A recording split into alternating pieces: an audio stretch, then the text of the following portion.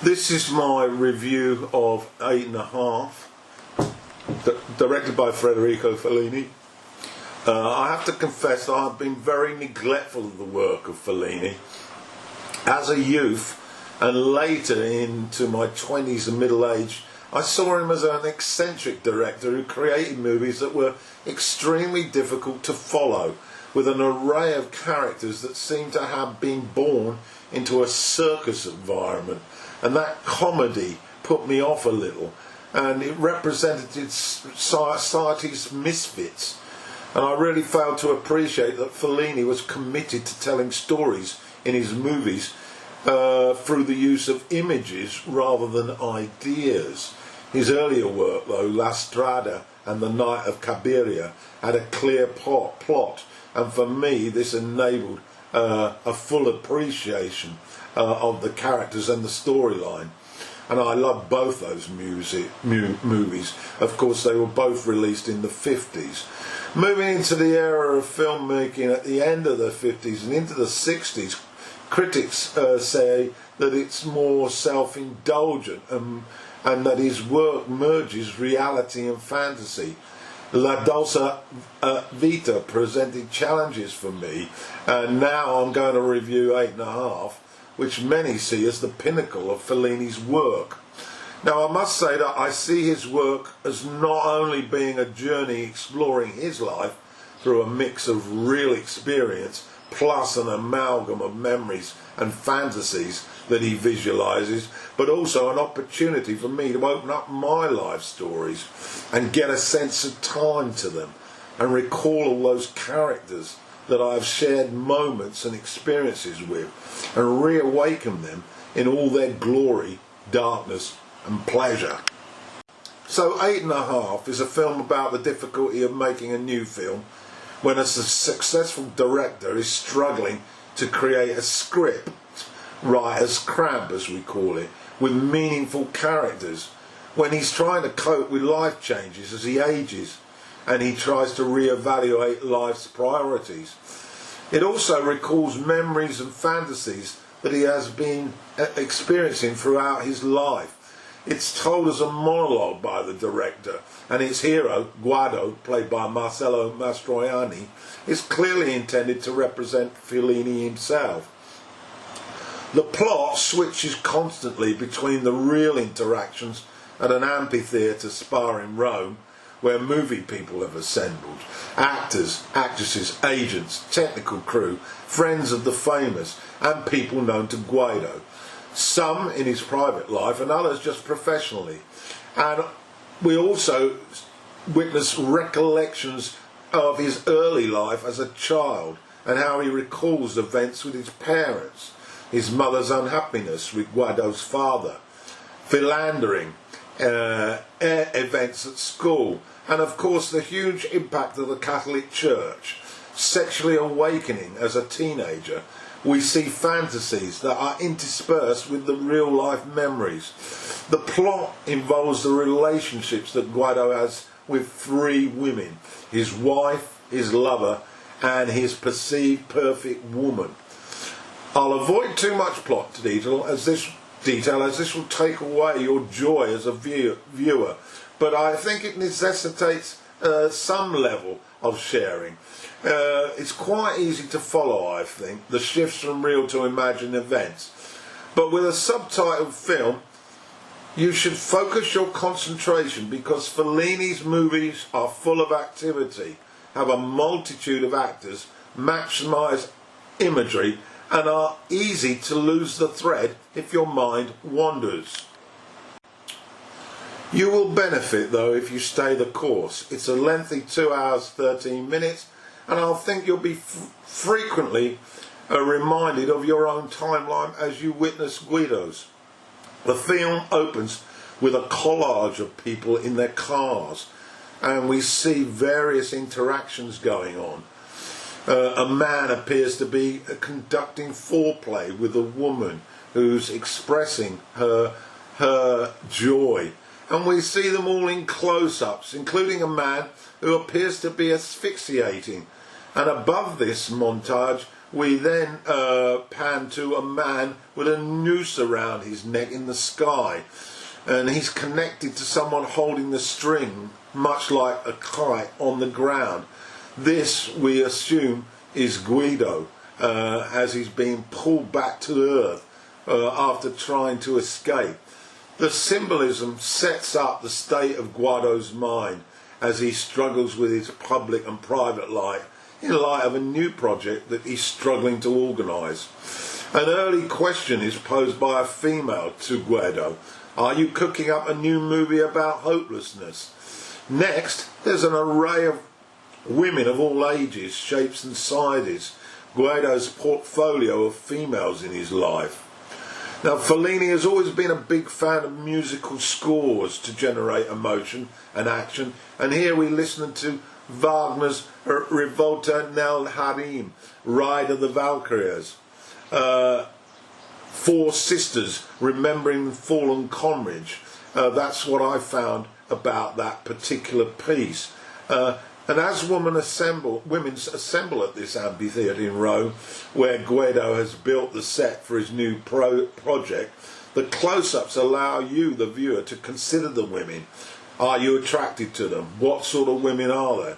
Is it like flicking through a photo album of beauties, young and old, buxom and slim? Another fascinating aspect to 8.5 is the contrast in the three lead women. His wife, Luisa, is battle-scarred to Guido's ways, and her pain is clearly worn on her metaphorical sleeve. Carla, however, is Guido's young lover, a young actress, probably from a previous film, who's very childlike and seeks attention at every opportunity, which Guido provides as long as they are out of sight. He likes being playful with her, but she's still very much a child in her behaviour.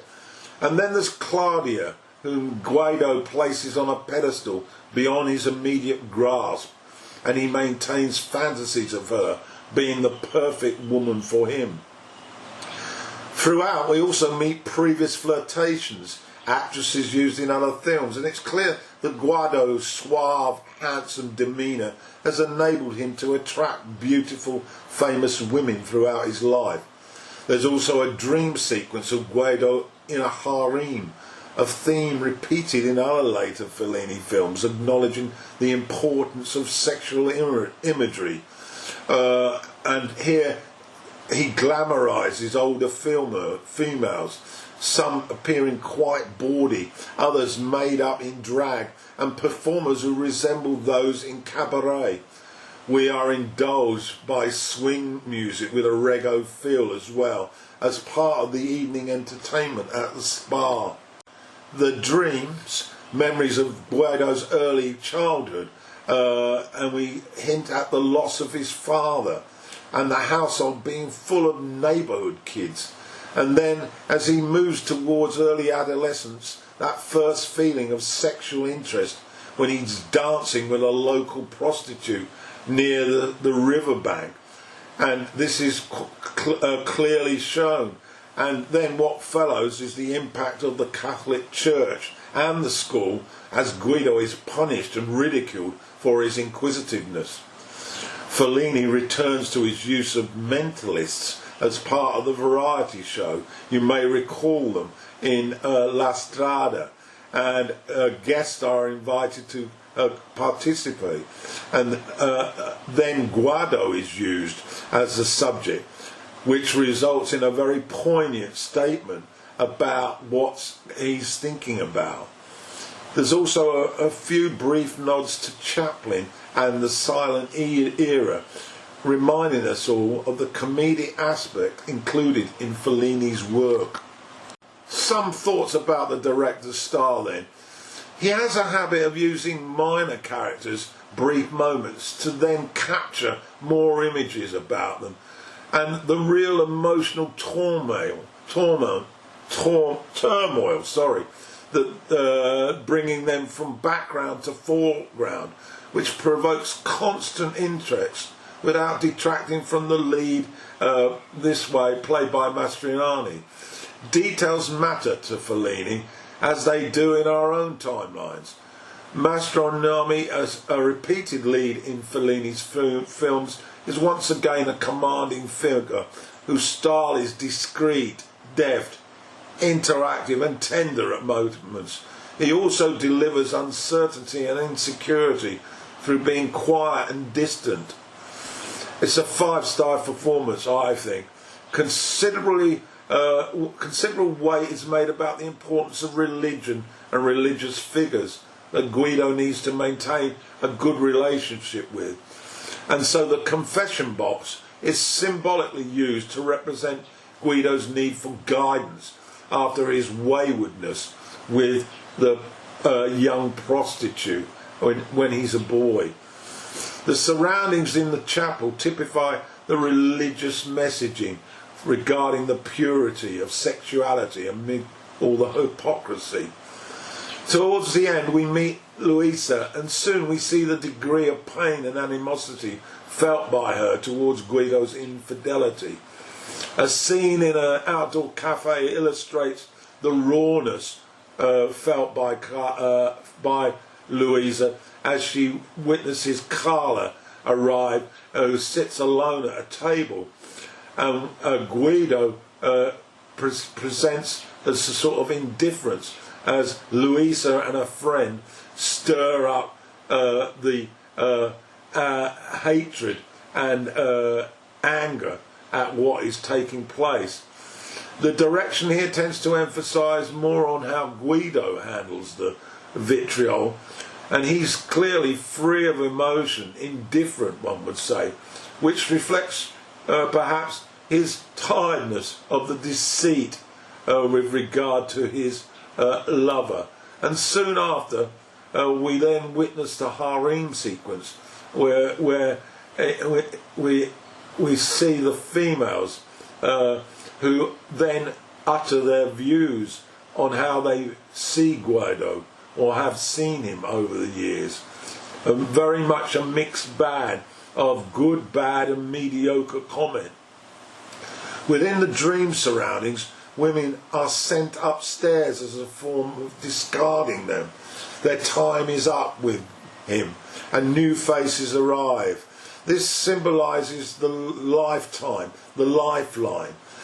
Carla is visualised with a harp to suggest serenity and calmness. One often wants Fellini's movies to go on forever, but here, as in other works, the endings are challenging and disturbing. Endings to a film project, endings to a marriage, to a relationship, to a fantasy, to a life. Characters sticking out in life, sticking life out of Guido figuratively as well as they suck him dry. This melting plot is thrown at the viewer, and Guido reacts by hiding under a table to escape. We then hear a gunshot, but we then switch to a parade, an array of performers, circus acts maybe, and the line grows longer as more and more of Guido's life-touching people join the line. It prompted me to think of the Pied Piper, and also a scene from The Seventh Seal by Ingmar Bergman. And alongside that there's a monologue about realism in life and acceptance that there are limitations and fantasies can't always be achieved. Finally, Guido joins the line at the end. I make no apologies for this lengthy review of what I saw and heard, but I beg you to approach your watch with a clear mind and use my thoughts as mere hunches to better improve your interpretation of what's going on in A Hate and a Half. It's a fantastic piece of work, and I'm already looking forward to a review, a second glance at this piece. The only problem is there's a wad of work by him that I still haven't touched. A truly remarkable, albeit confusing piece of artistic genius that I will watch repeatedly.